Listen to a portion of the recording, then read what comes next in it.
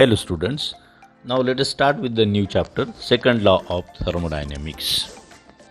Now you are quite familiar with the first law and we are moving towards the second law of thermodynamics. आता thermodynamics, what is thermodynamics? Thermodynamics is a branch of physical sciences. Now it deals with the study of quantitative relationship between the heat energy and the other form of the energy. Thermodynamics काय आहे?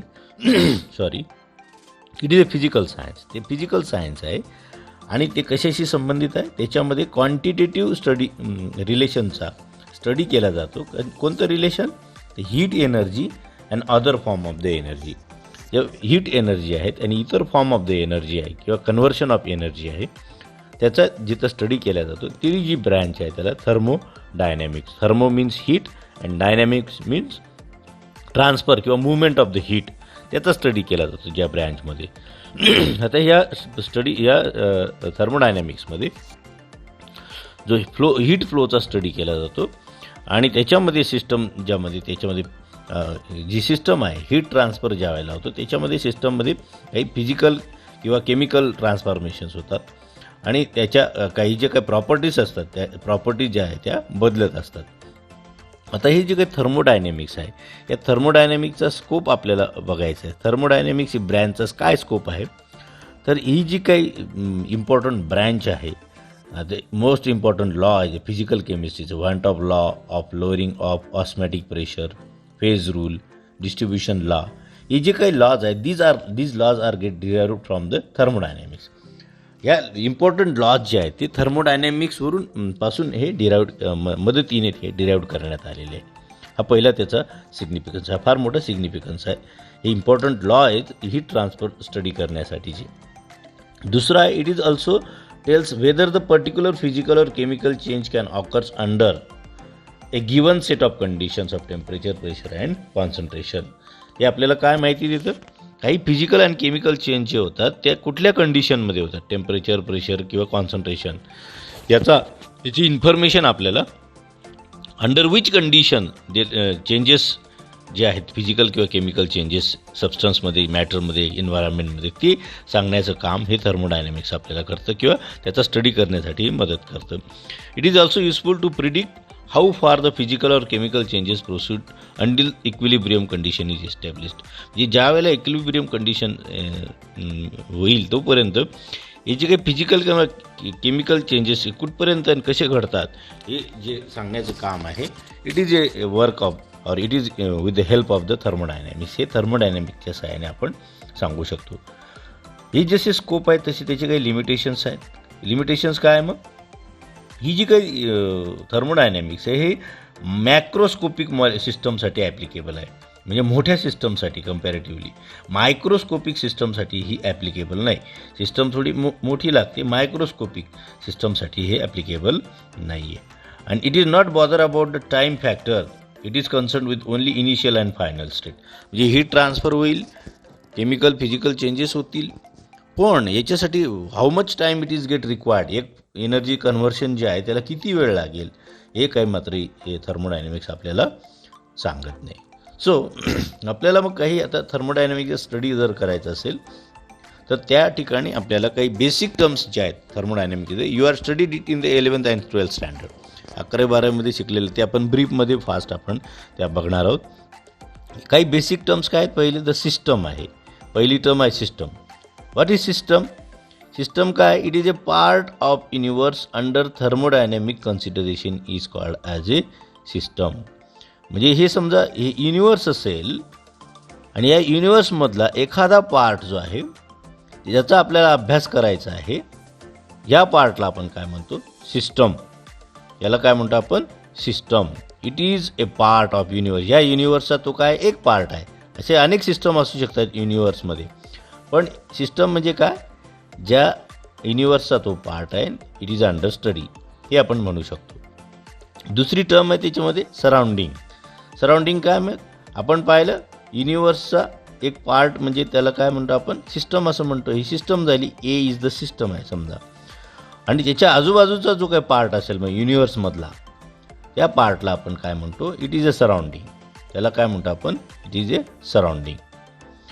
आता पुढची term जी आहे state function. State function म्हणजे काय? The function of the system which only depends upon the initial and the final state and it is independent of path of conversion is called as A state function. आता state function कुठलं? Temperature, pressure किंवा internal energy state function आहे. हे काय आहेत? फक्त it depends upon पहिल्या स्टेजवरती आणि फायनल स्टेजवरती. एखादी सिस्टम समजा इथून स्टार्ट होते आणि इथे एंड होते, तर त्याच्यामध्ये काय आहे? ही इनिशियल आणि स्टेट फायनल स्टेटवरच फक्त अवलंबून आहे. फायनल स्टेटवर आणि ही इनिशियल स्टेटवर हे फक्त अवलंबून असतं. असं जे फंक्शन असेल जेवढ्या स्टेप्सवरती हे फक्त डिपेंडंट असेल त्याला स्टेट फंक्शन असं आपण म्हणतो. पुढची जी काही इम्पॉर्टंट टर्म आहे त्याच्यामध्ये ती आहे पाथ फंक्शन. जसं स्टेट फंक्शन इनिशियल फायनल स्टेटवर आहे, पाथ फंक्शन कसं आहे? It is a function which is mainly depends upon the path of conversion and not depends upon initial and the final state is called as a path function. म्हणजे work एखाद्या सिस्टममध्ये work होतं समजा, तर ते किती कुठल्या पाथने होतं ते सांगण्याचं जे काम आहे, ती जी काही सिस्टम असेल which depends upon the path followed by the system. म्हणजे एखादं वर्क होतं आहे तर कुठल्या पाथ फॉलो केलेला आहे त्याची जे त्याच्यावरती जे डिपेंडंट असतं त्याला आपण म्हणतो इनिशियल आणि ही फायनल स्टेट याच्यावर ते डिपेंड नसतं, ते पाथ ऑफ कन्व्हर्शनवर डिपेंडंट असतं, त्याला आपण म्हणतो पाथ फंक्शन. नेक्स्ट त्याच्यामध्ये टर्म आहे प्रोसेस. प्रोसेस म्हणजे काय? The transformation of system from one state to the another state by changing any thermodynamic variable. म्हणजे एखादं जे काही सिस्टम असेल त्याच्यामध्ये टेम्परेचर बदललं किंवा प्रेशर बदललं किंवा व्हॉल्यूम बदललं, कुठलाही एक जर पॅरामीटर बदलला तर त्याच्यामध्ये काय होतं का त्याच्यामध्ये चेंज होतो. चेंज झाला की त्याच्यामध्ये दुसरं काहीतरी स्टेट आपल्याला मिळते. एका स्टेटपासून दुसऱ्या स्टेटमध्ये, त्याला आपण प्रोसेस म्हणतो. त्याला काय म्हणतो आपण? प्रोसेस असं म्हणतो. फॉर एक्झाम्पल आपण पाण्याला जर हीट दिली तर पाण्याचं काय मध्ये वाफेमध्ये रूपांतर होईल. वाफेमध्ये रूपांतर कशाने केलं आपण? By changing the temperature. म्हणजे जे काही वॉटर लिक्विड स्टेट होतं त्याचं कन्व्हर्शन वेपर स्टेटमध्ये झालं. लिक्विड स्टेटमधलं आहे हीट दिल्यानंतर त्याचं वेपर स्टेटमध्ये रूपांतर झालं. म्हणजेच काय झालं? ही झाली प्रोसेस. हिला काय म्हणतो आपण? प्रोसेस असं आपण म्हणतो. आता ही जी प्रोसेस आहेत या प्रोसेसेसच्या त्या वेगवेगळ्या प्रकारच्या प्रोसेसेस असतात. त्याच्यामध्ये कुठला तरी एक व्हेरिएबल आपण चेंज करतो, म्हणजे टेम्परेचर, प्रेशर आणि व्हॉल्यूम. त्या डिपेंडिंग अपॉन दॅट वेगवेगळ्या प्रोसेसेस आहेत. पहिली प्रोसेस काय? मग isothermal process. Isotherm means temperature. ज्या प्रोसेसमध्ये टेम्परेचर जे काय आहे ही प्रोसेस होते, पण ती प्रोसेस होत असताना कॅरी आउट होत असताना temperature of the system remains constant. त्यावेळेला टेम्परेचर काय असतं? Delta T remains constant. त्या प्रोसेसला आपण म्हणतो isothermal process. The process during which temperature of the system remains constant is called as A isothermal process. पुढची प्रोसेस आहे आयसोबारिक प्रोसेस. आयसोबार मीन्स ए pressure. ज्या प्रोसेसमध्ये काय असेल? The process during which pressure of the system is remains constant. बारीक आहे म्हणजे बार means pressure. ज्या प्रोसेसमध्ये प्रेशर कॉन्स्टंट असतं त्या सिस्टमला आपण आयसोबारिक प्रोसेस म्हणतो. That is delta P is equal to 0. Pressure काय आहे? कॉन्स्टंट आहे. पुढची जी सिस्टम आहे ती आयसोकोरिक प्रोसेस. कोअर म्हणजे व्हॉल्यूम. कोरिक म्हणजे कोअर ज्याला आपण म्हणतो त्याला व्हॉल्यूम असं म्हणतो. म्हणजे ज्या सिस्टममध्ये काय असेल ती process during which volume of the system remains constant is known as a isochoric process. म्हणजे व्हॉल्यूम कॉन्स्टंट असेल, कोअर म्हणजे व्हॉल्यूम, त्या प्रोसेसला आपण आयसोकोरिक प्रोसेस म्हणतो. म्हणजे delta V is equal to 0. आणि पुढची जी एक प्रोसेस आहे डी, त्याला रिव्हर्सिबल प्रोसेस. त्याला काय म्हणतो आपण? Reversible process. काय reversible process? The process which proceed slowly and in which all the intermediate stages can be reversed by infinitesimally change in reversed direction is called as a reversible process. He process एकदम slowly होते आणि त्यांच्या ज्या काही intermediate stages असतील, मग इथं वेगवेगळ्या प्रकारच्या स्टेजेस, त्यांच्यामध्ये जे स्मॉल चेंज जर केला आपण तर त्याला काय करता येतं? जी प्रोसेस इकडे येते त्याला रिव्हर्स करता येतं. त्याला आपण काय म्हणतो? मग अशा जी प्रोसेस असेल जी प्रोसेस रिव्हर्स करता येते तिला रिव्हर्सिबल प्रोसेस म्हणतो. This process is initial state can be obtain. म्हणजे पहिली सुरुवातीची स्टेट जी आहे आपल्याला इनिशियल आणि फायनल स्टेट असेल तर ही फायनल स्टेटपासून इनिशियल स्टेट पण आपण मिळवू शकतो. अशा प्रोसेसला रिव्हर्सिबल प्रोसेस असं म्हणतात. आणि दुसरी प्रोसेस कशी आहे? Irreversible process. जी प्रोसेस आपण रिव्हर्स करू शकत नाही. म्हणजे ती process which take place suddenly and which in which initial state can not be obtain by reversing the operation. त्याच्यामध्ये जी काही इनिशियल स्टेट आहे तर इथून सिस्टमचं फायनल स्टेट मिळाली, पण आपण हे रिव्हर्स आपण जाऊ शकत नाही. त्या सिस्टमला आपण काय म्हणतो, इररिव्हर्सिबल प्रोसेस असं म्हणतो. आता सगळ्या निसर्गामध्ये ज्या काही प्रोसेसेस होतात त्या सगळ्या इररिव्हर्सिबल आहे. आलं का लक्षात? All the reversible processes are natural process. Natural process एन्व्हायरमेंटमध्ये घडणाऱ्या ज्या प्रोसेस आहेत सगळ्या नॅचरल प्रोसेस आहेत. पुढची जी प्रोसेस आहे ती आहे आयडियाबॅटिक प्रोसेस. म्हणजे आयडियाबॅटिक प्रोसेसमध्ये काय होतं, the process during which system neither gain or nor loss its energy is known as a adiabatic process.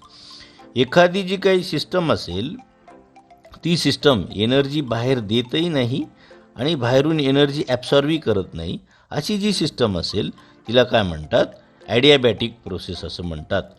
आयडियाबॅटिक प्रोसेसमध्ये डेल्टा क्यू म्हणजे heat absorb by the system or given by the system काय असतं, 0 असतं.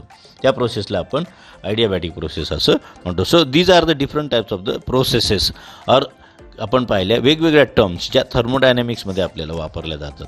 So त्याच्यावरून आता आपल्याला बघायचं आपल्याला सेकंड लॉ ऑफ थर्मोडायनॅमिक्स. मग त्याच्यासाठी आपण काय करू, थोडंसं brief study of the first law of thermodynamics आपण बघणार. तर फर्स्ट लॉ ऑफ थर्मोडायनॅमिक्समध्ये काय आहे, फर्स्ट लॉ काय होता तुम्ही स्टडी केलेला आहे, you study it in the 12th standard. काय आहे लॉ, त्याचे वेगवेगळ्या प्रकारचे स्टेटमेंट आहेत. पहिलं स्टेटमेंट काय, energy can not be created nor destroyed but it can be converted in to the one form to the another form. Energy जी आहे तिचं एका फॉर्ममधनं दुसऱ्या फॉर्ममध्ये रूपांतर करू शकतो, पण तिला नष्ट करू शकत नाही. किंवा दुसरं काय, त्याच्यामध्ये energy of universe remains constant. ही युनिव्हर्सची जी एनर्जी आहे ती कशी असते, कॉन्स्टंट असते, कारण एका फॉर्मचं रूपांतर फक्त दुसऱ्या फॉर्ममध्ये होतं. त्याच्यामध्ये समजा लाकूड जाळलं तर त्याचं काय होतं, लाकूडमधनं हीट एनर्जी बाहेर पडते आणि आपल्याला इथं अनदर फॉर्ममध्ये हीट एनर्जीमध्ये रूपांतर होतं. याची इंटरनल एनर्जीचं कन्व्हर्शन हीटमध्ये होतं. त्याचं मॅथमॅटिकल इक्वेशन तुम्हाला माहिती आहे, Q is equal to delta E plus work plus W, म्हणजे हे वर्क आहे. क्यू काय, एखादी सिस्टम हीट ॲब्सॉर्ब करते, डेल्टा ई काय, चेंज इन इंटरनल एनर्जी, आणि डब्ल्यू काय, वर्क डन होतं. म्हणजे एखादी सिस्टम जी असेल ती ज्या वेळेला Q amount of heat absorb करेल त्यावेळेला त्या सिस्टमच्या स्वतःची इंटरनल एनर्जी तिच्यामध्ये काही चेंज होईल, त्याला डेल्टा ई असं आपण म्हणतो. आणि बाकीची जी काही हीट ॲब्सॉर्ब असेल त्याचं रूपांतर कशामध्ये होईल, वर्क डनमध्ये. याला आपण म्हणतो फर्स्ट लॉ ऑफ थर्मोडायनॅमिक्स. ही मॅथमॅटिकल इक्वेशन आहे. Q is equal to delta E plus W is a first law of thermodynamics. हे त्याचं मॅथमॅटिकल एक्सप्रेशन आहे. Heat can not be created nor destroyed or the energy of universe remains constant असं आपण म्हणू शकतो. आता याच्यामध्ये फर्स्ट लॉ ऑफ थर्मोडायनॅमिक्स जो आहे त्याचे काही लिमिटेशन्स आहेत. लिमिटेशन्स काय आहेत, तर हा जो लॉ आहे, this law gives the equivalence between the different forms of energy. वेगवेगळ्या फॉर्मच्या एनर्जी एका फॉर्मचं दुसऱ्या फॉर्ममध्ये कन्व्हर्शन होतं, त्याचं इक्विवॅलन्स देतं. But it does not give idea about the condition under which the change is possible. म्हणजे कुठल्या कंडिशनमध्ये चेंज झाला, एका फॉर्मचं रूपांतर दुसऱ्या फॉर्ममध्ये जर समजा झालं तर कुठल्या कंडिशनमध्ये झालं, it is not given by the first law. ते फर्स्ट लॉ काय आपल्याला सांगत नाही. Sorry, the law does not give us the extent to which change is possible. किती चेंज झाला म्हणजे amount of one form of energy to the another form of energy, किती अमाऊंटमध्ये चेंज झाला हे देखील फर्स्ट लॉ सांगत नाही. दिस इज अ लिमिटेशन. ते त्याचं लिमिटेशन आहे. कन्व्हर्शन झालं हे सांगतो, पण कुठल्या कंडिशनमध्ये झालं हे सांगत नाही. किती प्रमाणात झालं it does not tells, first law सांगत नाही. दुसरं त्याच्यामध्ये लिमिटेशन्स आहे. The law state that the heat converted in to the work but conversion of heat in to work can not conversion. There is a permanent change in the system by the surrounding due to this. आता काय होतं, हा law आपल्याला conversion जे आहे, state that the heat is converted to the work but conversion of heat in to work can not be obtain only under limited conditions with a great difficulties. म्हणजे काय आहे, हीटचं रूपांतर हे वर्कमध्ये होतं, पण वर्कचं रूपांतर हीटमध्ये फार कमी प्रमाणात, limited condition, it is impossible आहे जवळपास. आणि त्याच्यामुळे काय होतं, सिस्टम जी आहे तिच्यामध्ये परमनंट चेंज होतो. सिस्टम कॅन नॉट बी रिव्हर्स्ड असं पण परमनंट चेंज होतो. आणि ही जे आहे चेंज तो काही first law of thermodynamics explain करू शकत नाही. आणि तिसरं त्याचं आहे limitation, the law gives a relation between heat absorbed and work done by the system. Heat absorbed and work done by the system. However, it does not give idea about the source of heat and direction of flow of heat. म्हणजे heat system heat absorb करतं आणि त्याचं work done होतं, पण त्याच्यात heat कुठून आली, हीटचा source काय आहे किंवा त्याचा फ्लोची डायरेक्शन काय आहे, it can not be get explain by the first law of thermodynamics. आणि त्याच्यामुळे मग आपल्याला त्याची to overcome these limitations second law of thermodynamics is get put forth. मग दुसरा लॉ तो आपल्याला बऱ्यापैकी एक्सप्लेन करताना दिसतो. So these are the limitations of first law of thermodynamics. आता आपण सेकंड लॉ स्टडी करायचा आहे आपल्याला थर्मोडायनॅमिक्सचा. त्याच्यासाठी आपल्याला दोन टर्म बघायचे आहेत, spontaneous process and non spontaneous process. तर स्पॉन्टेनियस प्रोसेस काय आहे? The process that proceeds on its own accord, that is without help of external agency is called as a spontaneous process. जी प्रोसेस स्वतःहून होते, तिला बाहेरच्या एक्सटर्नल फोर्सची, एनर्जीची, प्रेशरची कसलीही गरज लागत नाही, अशाच प्रोसेसला आपण काय म्हणतो, स्पॉन्टेनियस प्रोसेस असं आपण म्हणतो. पण स्पॉन्टेनियस प्रोसेसचे आपल्याला अनेक एक्झाम्पल आपल्याला देता येईल. निसर्गामध्ये ज्या ज्या प्रोसेसेस होतात, all the processes which occurs in nature are the spontaneous processes. त्याच्यामध्ये कुठले कुठले एक्झाम्पल आपल्याला देता येतील? मग पहिलं आहे water flows down the hill spontaneously. म्हणजे टेकडीवरून पाणी खाली वाहत येतं, उंचावरून पाणी खाली वाहत येतं, ही काय आहे? Spontaneous process. पण आपल्याला असं होईल का खालच्या टेकडीच्या पायथ्यापासून पाणी ऑटोमॅटिकली स्वतःहून वरती जाईल का? So that is non spontaneous process. ते काही स्पॉन्टेनियस नाही, तर पाणी वरून पडतं. किंवा आपण लहानपणी आपण 8वीमध्ये एक्सपेरिमेंट पाहिलेला आहे. मेटल बार जो आहे, एखादा मेटलचा बार असेल, त्या मेटल बारला आपण जर हीट केलं तर आपण काय आहे त्याच्यामध्ये बारचं metal is hot at one end and cool at other end. आणि त्याच्यामध्ये काय होईल मग हीट फ्लोज स्पॉन्टेनियसली. कुठून येईल? हा समजा हॉट आहे, आपण त्याला हीट केला तर हीट कुठे ट्रान्सफर होईल?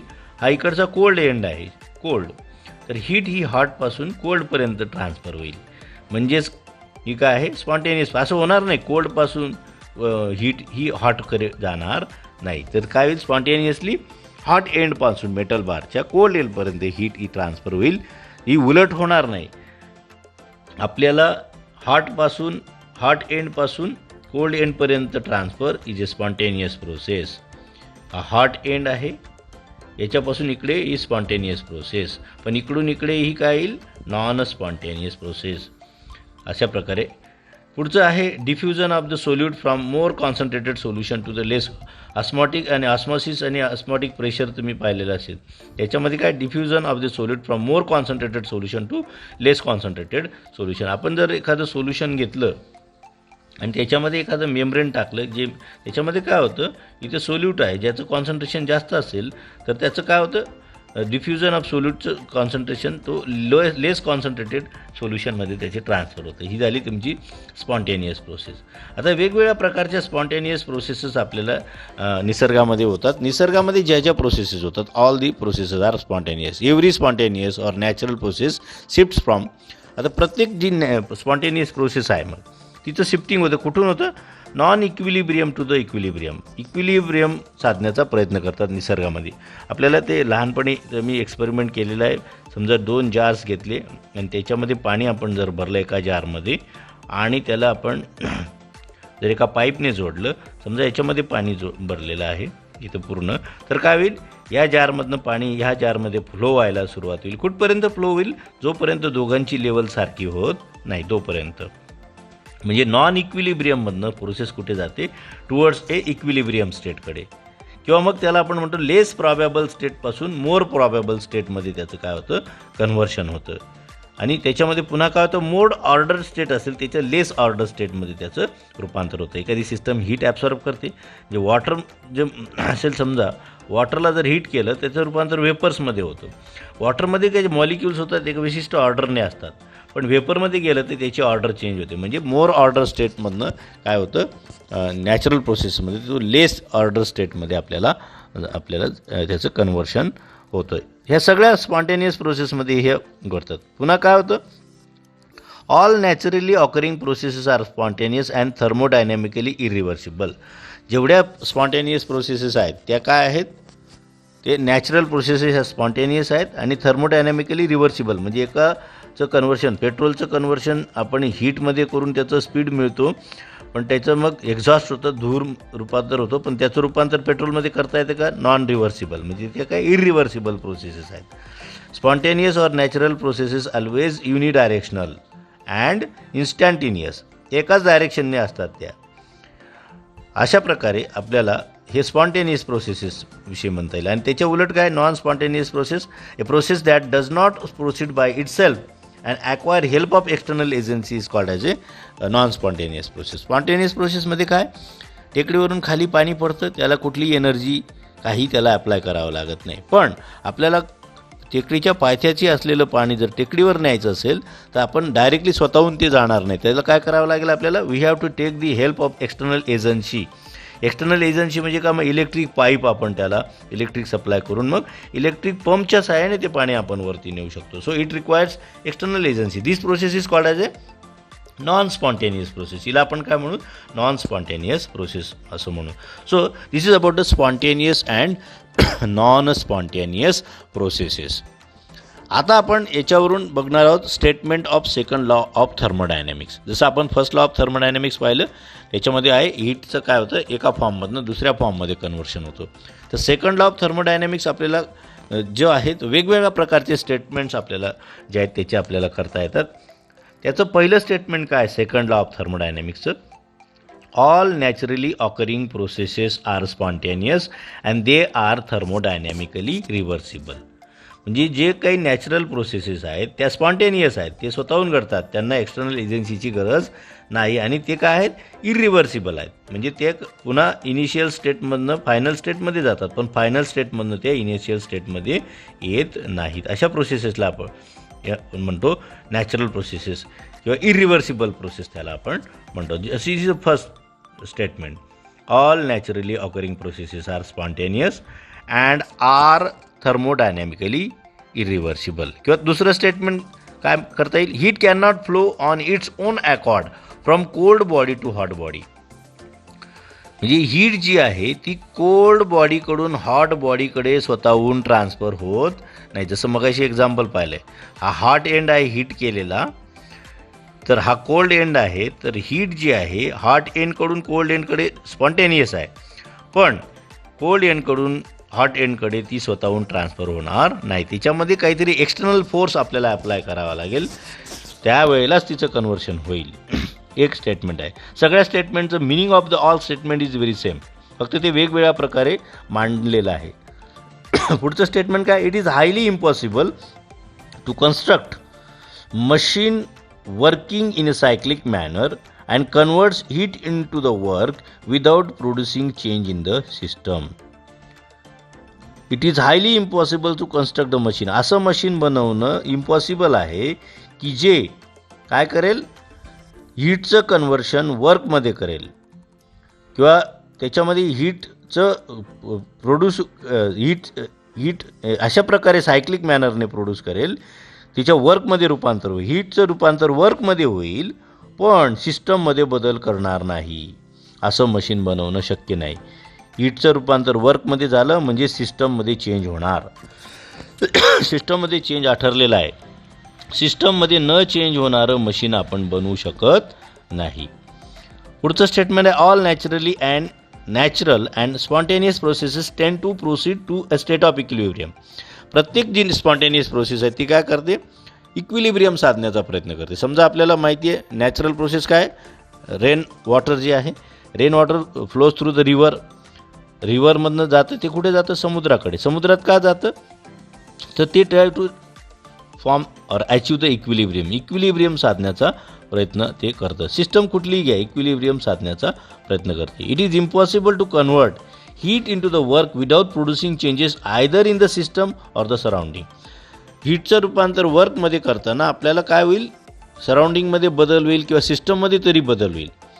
तसं झालं नाही तर हीटचं रूपांतर वर्कमध्ये करू शकत नाही. सो अशा प्रकारे these are the different statements of the second law of thermodynamics. हे वेगवेगळ्या प्रकारचे स्टेटमेंट्स आहेत. मग त्याच्यामधून ही heat changes, how the heat changes takes place in the system, how the heat is get absorb, path function एकामधनं conversion दुसऱ्यामध्ये कसं होतं ते आपण मग पुढच्या वेळेला बघणार. किंवा सिस्टमची हीट कशी चेंज होते, युनिव्हर्सच्या हीट्समध्ये काय चेंजेस होतात by using the thermodynamics or second law of thermodynamics we will study. मग पुढच्या लेक्चरमध्ये आपण बघणार व्हॉट इज एन्ट्रॉपी, एन्ट्रॉपी म्हणजे काय आणि ती कशी काय मेजर केली जाते. सो टिल देन लेक्चर बघा, कॉमेंटमध्ये तुमचं नाव लिहा in order to have the attendance. If you have any kind of the difficulty, then ask me on the WhatsApp group or on the personal telephone number. Till then, enjoy the lecture. Thank you very much.